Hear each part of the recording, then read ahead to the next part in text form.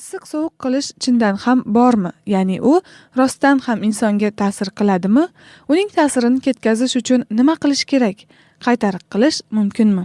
Bu ma'nolarda issiq sovuq deb o'rganib qolgan bizning narsamiz sehr ma'nosiga ko'chadi.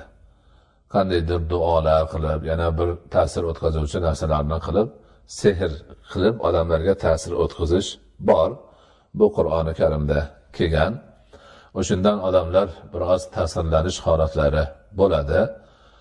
Bunday holatlarda albatta e'tiqodni mustahkam qilish, Allohning o'zidan yordam so'rash va ana shu demak tahassun uchun o'qiladigan suralar, duolarni o'qish kerak. Oyatul Kursi, Qul a'udhu bi robbil falaq, Qul huvallohu ahad, Qul a'udhu bi robbin nas, Qul ya ayyuhal kafirun suralari shunga o'xshagan duolarni o'qisa, inshaalloh o'sha issiq sovuqni, ya'ni sehrni ta'sirini Alloh subhanahu va taolo ketkazadi.